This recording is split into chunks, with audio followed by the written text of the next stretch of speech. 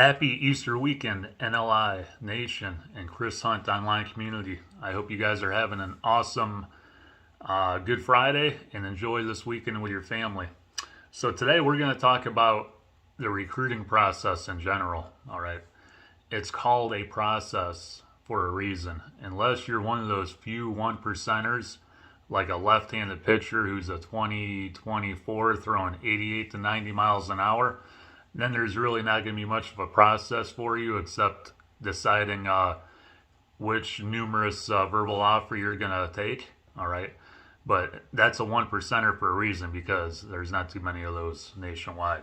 All right. For the majority of you, for the 99% of you, the recruiting process is just that, a process. So let's talk about it. All right. Let's talk about your expectations in that process. All right.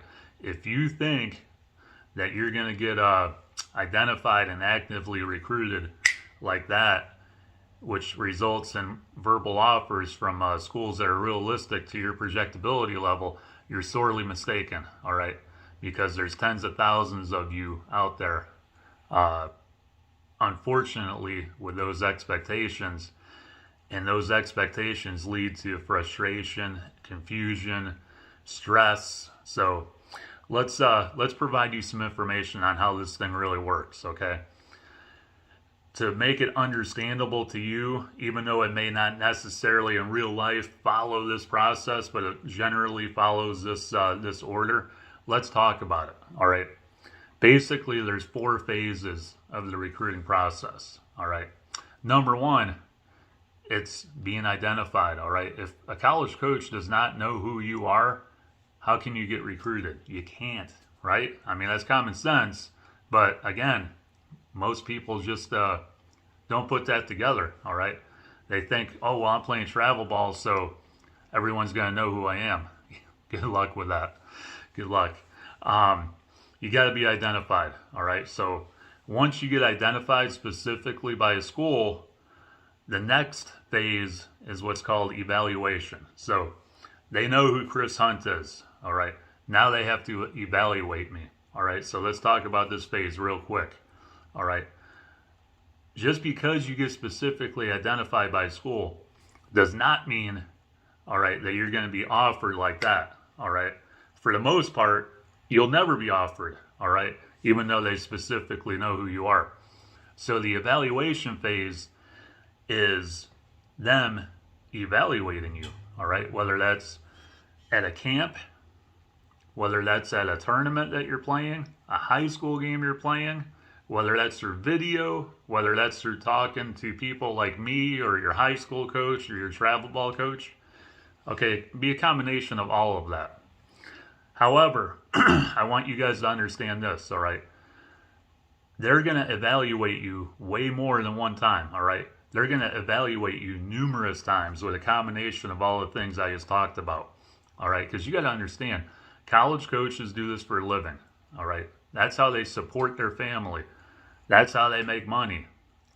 That's their reputation on the line, all right? Just because they see you once, all right, does not mean they're going to offer you after that one time.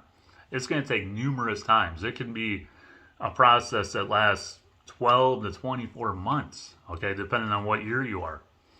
Be patient, all right?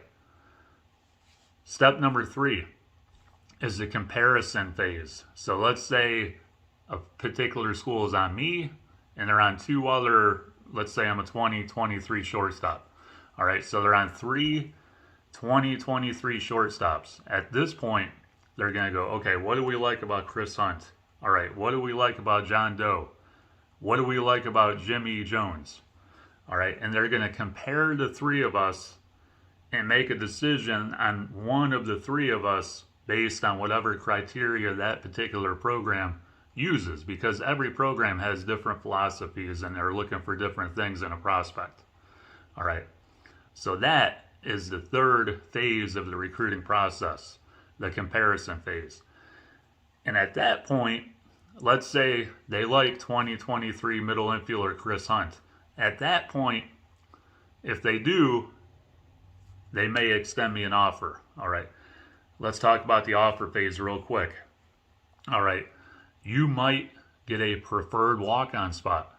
All right, preferred walk-on spot is no athletic money your freshman year, but it's a guaranteed roster spot.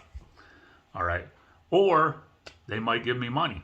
All right, but scholarships, let's make this real clear. Okay, scholarships in baseball are not like scholarships in football or basketball.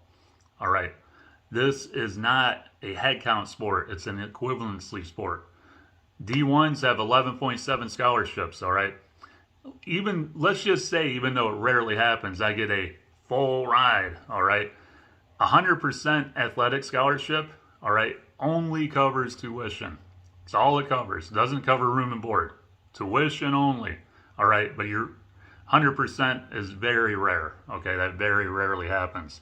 Most athletic scholarships are between 25 and 40%. Again, which covers tuition only, not room and board. All right, and here's another thing to remember. Scholarships are year to year. Just because you get money your freshman year does not mean you're going to get it your sophomore, junior, or senior years. And vice versa. If you're a preferred walk-on, all right, and you do not get athletic money your freshman year, if you light it up, okay, you could get money your sophomore, junior, and senior years. All right.